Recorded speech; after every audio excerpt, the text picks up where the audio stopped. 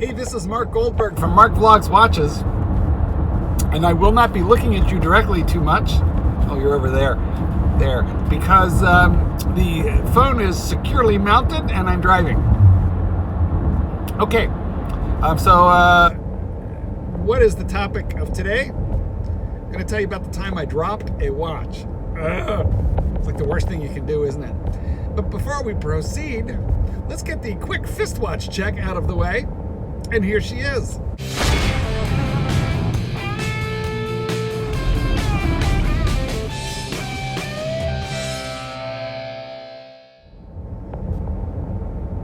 James Cameron, Deep Sea Dweller. First iteration, now discontinued in production for something like 3 years, is all. And actually, before I get to the topic of hand, telling you about the time I dropped a watch, I will put a link in the description to a video I made the other day where I compare. See, this watch here is a 44 millimeter behemoth. It's a monster. You're about to hear the siren going past me. You know, this James Cameron, it's a complete monster. It's a 44 millimeter. It's thick, guys. Can you get a sense of how thick that? Watch it. It's girthy, people. I'm at a red light. It's girthy.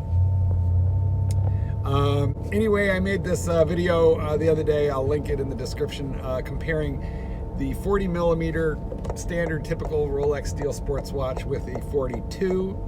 Like, you know, the Submariner is 40 millimeter, and the Polar Explorer 2 that I have is 42 millimeter. The Redline Sea Dweller is 43 millimeter, and this monstrosity is 44 millimeter, and they are of varying and progressively increasing thicknesses. So the girth does nothing but go up. Again, at a red light. Okay, dropping a watch. I don't know about you guys, but you know, my tagline to this channel, which says, is it an illness or is it a hobby? Some of you understand it, some of you do not.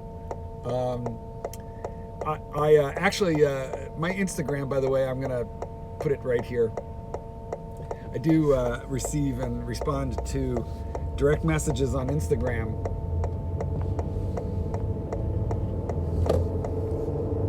So feel free to follow me and chat me up there if you'd like.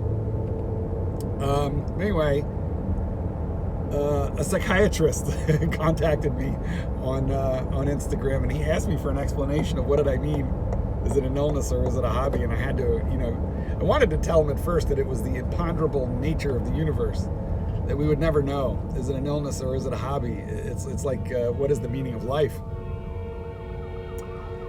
However, you know, given that he was a psychiatrist, and because we're having this intimate chat today on American Thanksgiving, I will tell you, it's about the OCD people. Most of us watch collectors have it, and it is relevant. The obsessive compulsive disorder. I'm not the kind of person who like hand washes, you know, 100 times a day. It's little things like, is the bezel lined up? Is there a one red line of text? It's all the tiny little minute differences in bracelets and clasps and adjustments and things that we all obsess about that reflects some level of attention to detail that is beyond the norm, people. It is well beyond the norm. And it is relevant to the discussion of this video. So I was in the bathroom. This was a decade ago. I was in the bathroom. I had a Swiss luxury watch. And I don't know about you guys, but I do tend to wear my divers into the shower, and I clean them there. I don't take them off if I'm in the shower because I figure everything is slippery, but I just kind of soap them up as I soap me up, rinse them off real good.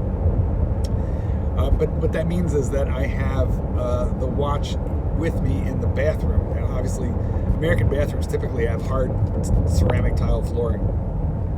And what happened was I was taking the watch off in order to dry it and my wrist underneath the watch after getting out of the shower, and I dropped it from about waist height onto the hard ceramic tile. And my heart sunk, when that happened, because I know me. First of all, dropping a watch is not a good thing, for the mechanism. There's that. But secondly, I'm very intolerant of imperfections in my watches. I was afraid that I would look at it forever after as a dropped watch. So, I looked at it and it was fine. I mean, there was nothing wrong with this watch at all. There was not a mark on it, really. It just must have landed perfectly. And I, for days thereafter, kept check of the time. It was a COSC certified watch, and it remained perfectly within COSC specifications. It never, the timing never varied. It never deviated.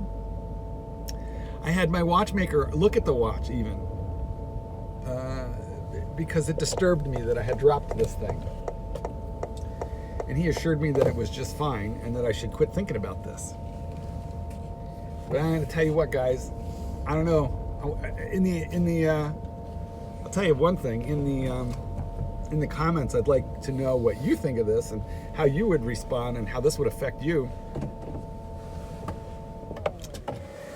Got to my destination now.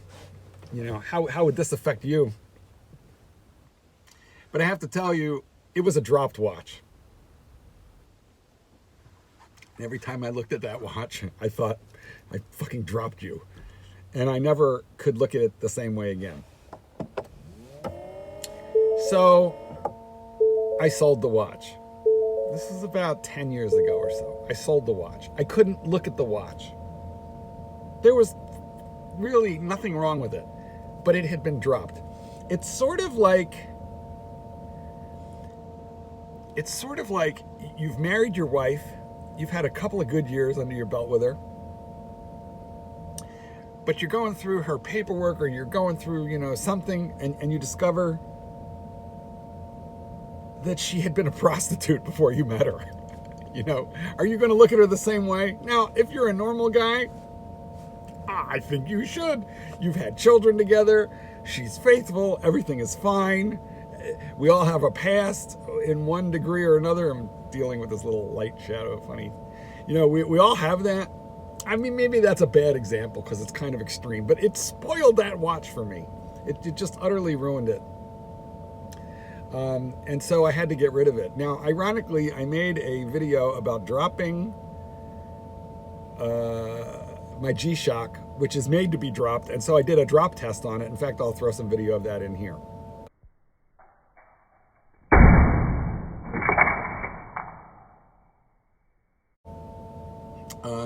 And on a $250 G-Shock, I don't mind when it hits the deck. But there's something about a Swiss-made watch hitting the floor. So tell me, guys, would you ever look at a watch like that the same? Would you sell that watch? Would you keep that? What would you do? Now, I will say it changed for me, the experience of dropping that watch changed for me entirely the way I deal with watches in the bathroom, or really over any hard surface now. And I'm going to show you what I do. It's very simple. Before I used to take off the watch, actually remove the watch, and then dry it. You got to be careful with towels because you don't kind of get micro scratches on things. But I used to remove the watch, and it was in that process, where I had that bobble and dropped it. But what I do now is I get out of the shower, the pool, where even if I'm washing the watch in the kitchen with a soft sponge and some dish soap, all I do is I loosen and remove the clasp, but I keep it on my wrist. And I might even spread my fingers a little like that. A little hard to see in the sunlight, but what I'm not doing is actually removing it, okay? Because if I have a bobble, it's not going to come off. And I dry it or wash it in this condition, and then I tend to if I'm taking it off, I go to a table where if it's going to drop, it's not more than a few inches, or I take it right to the watch winder. So that's how I'm dealing with that issue currently. Well, there we were in the car talking about how to deal with watches in the bathroom, and I had to get into the store and do the last of my American Thanksgiving shopping. But I just didn't want to leave you so abruptly. I wanted to thank you for being with me in this channel. I appreciate you. I'm thankful for you, especially during these Thanksgiving seasonal days. Should probably edit that out, but you're used to me by now. Anyway, once again, guys, it's Mark, peacing out. Thanks for being with me. Let's do this again.